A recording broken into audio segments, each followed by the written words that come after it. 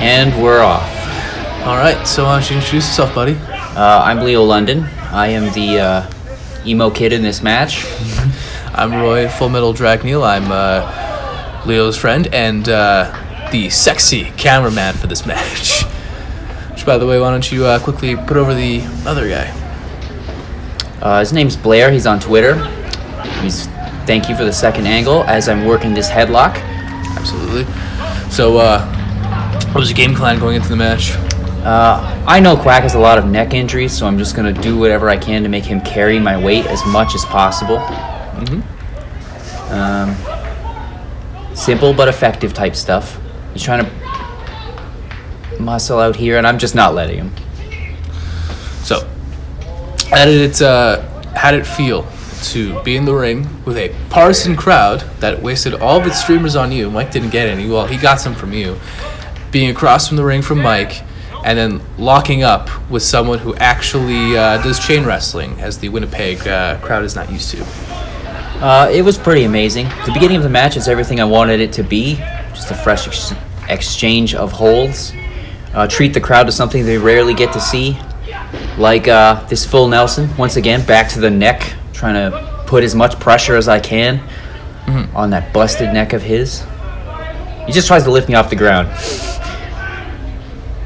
But even that's not going to work. Right back to the center. And at the same time, lifting you up, you're able to apply more pressure on that neck that you're trying to work.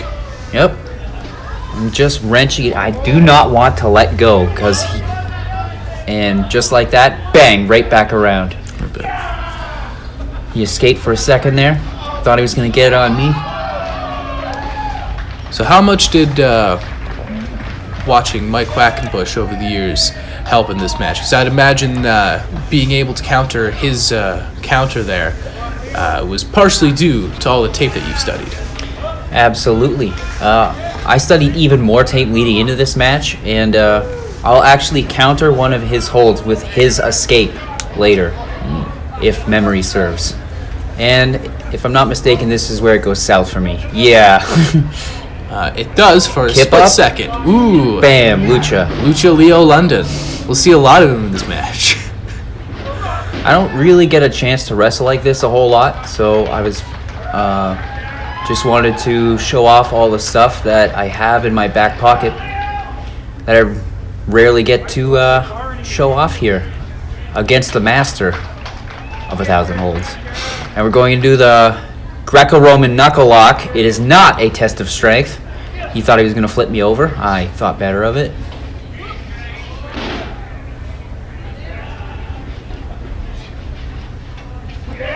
I thought I have him here. I don't. Solid kick out, though. Ooh. This is the courting hold. It's an old British technique that I guess only me and Quackenbush would know about in the local scene. At least I've never seen it used. So I was not expecting it at all. So, Okay, so now take us through the mindset here. How does it feel now to be in a hold and find yourself having a very difficult time escaping something that you're not used to in the Winnipeg scene? it was very tough. I wasn't prepared for this, but luckily I've seen Quack escape, and that's exactly what I do here, is just do as Quack does. And up off the middle. Big lucha drag. Definitely was a little more aggressive coming to get you. It looked frustrated in the fact that you were able to almost show him up with his own technique. I think so. I think it started to get to him. And he becomes a lot more aggressive with his holds as well. Mm-hmm. The Japanese strangle hold. That's right. It's one of those things that feels a lot worse than it looks. Yeah, he's trying. It's actually a blood choke. He's trying to restrict the blood flow to my brain. And I thought I was going to get it on him, but not today. The moment he realizes how flexible you are, he takes you down and makes it so you can't use that to escape again. Yep. And he's about to test how flexible I am. Yeah, this is as painful as it looks.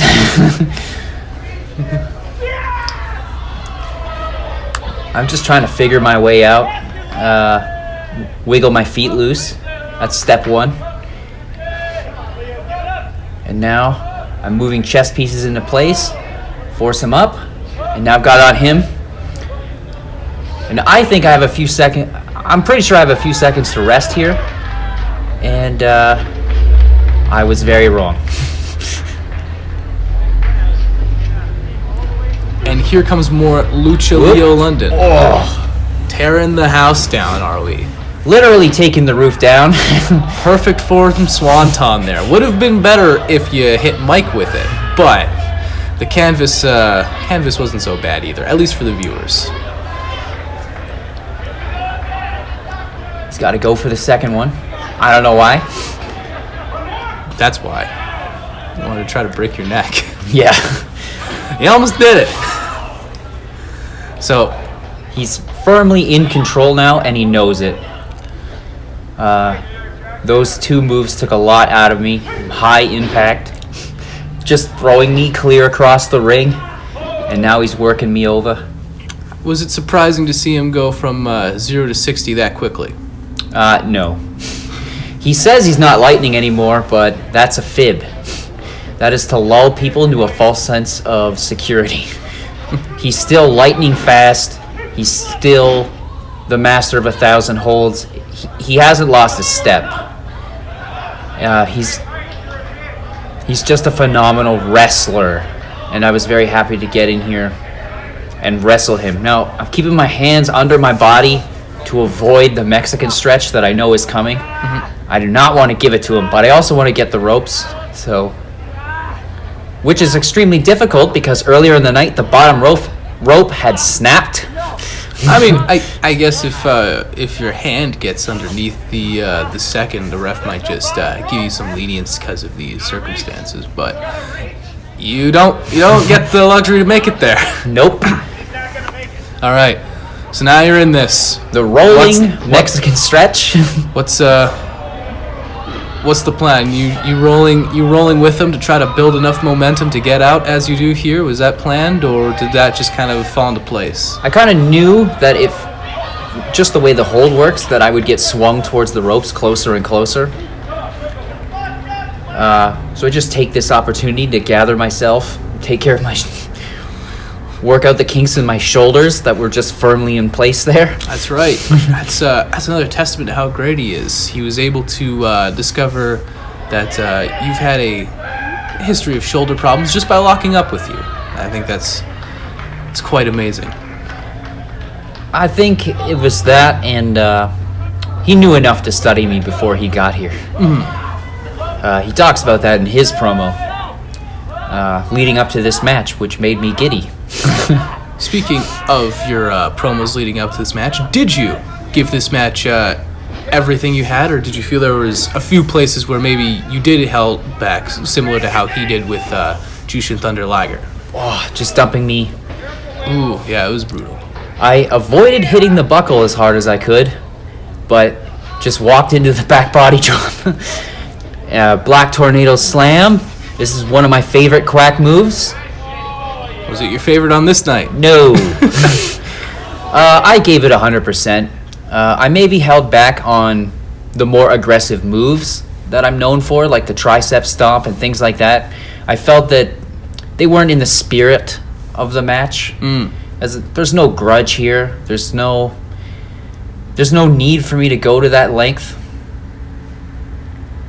And he's about to test that flexibility of mine. He's putting a lot of pressure on my knee, so I try for an armbar, and he just sees that coming, switches out. Yep, that's not happening. I don't know what to call this, but I know that it sucks.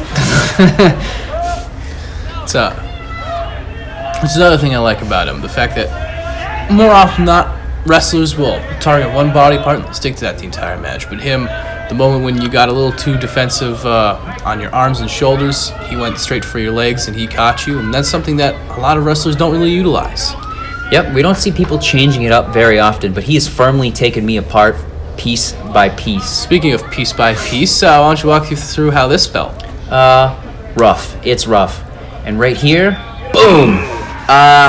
Probably the most pain I've been in a match, which is why my kick out is so slow.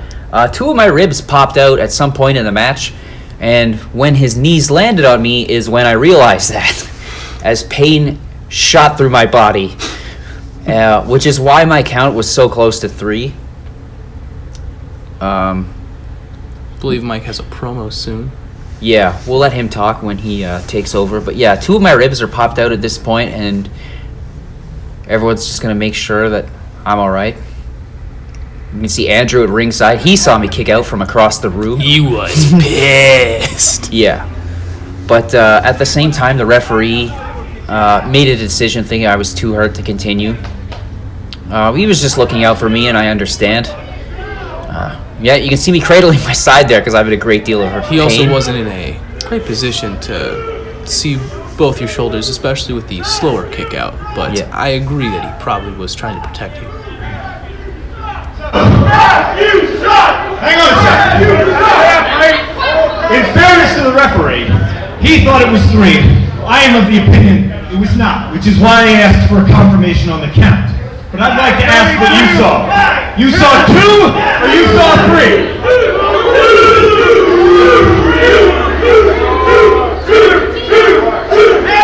And I know this is not how these things are meant to go. I also felt 2. So I'm asking you this. If you want, Leo, if you can go.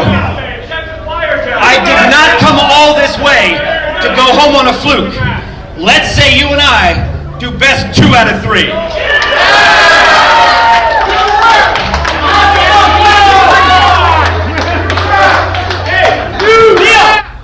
All right.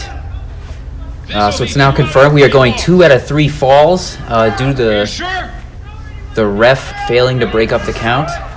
And currently 1-0 for Mike. They're going to keep that fall. Yep.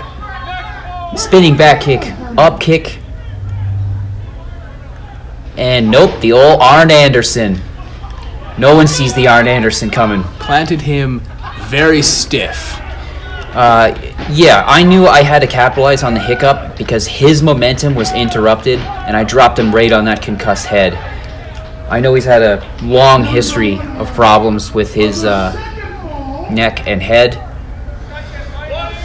So, take us through this. You're getting the second chance, and you've just scored a fall over Mike Quackenbush. What's the plan now? I'm actually trying to just do whatever I can to win at this point. Locked eyes with him. Now we're going to fire up. And yeah, I did not expect the match to go this way.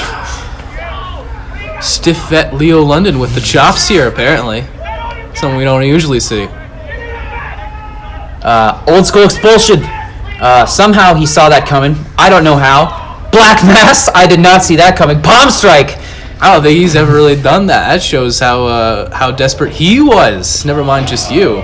Yeah, he had to bust out something that was new because I've seen all his stuff. And I was surprised I was able to kick out of the black mass and then the palm strike. Quacken driver 3.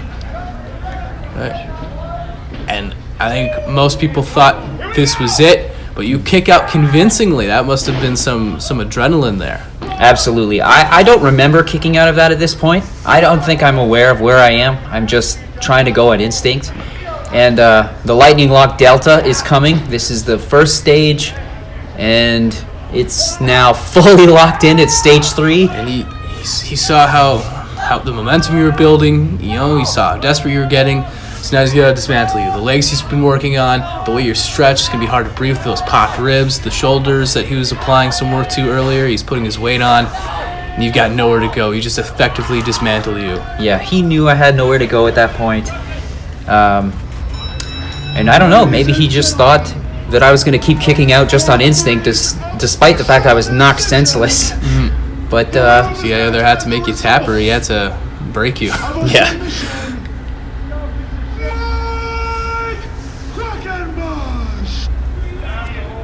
I don't know that you realize the reputation this young man is carving out for himself in professional wrestling. But I would not have come all this way and chosen him for one of the 25 matches I'm doing on my 25th anniversary tour.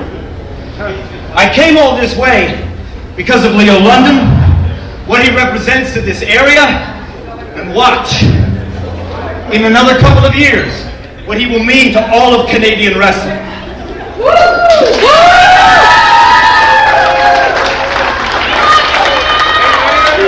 Just want to thank everybody who's cheering for me. I couldn't even sit on this.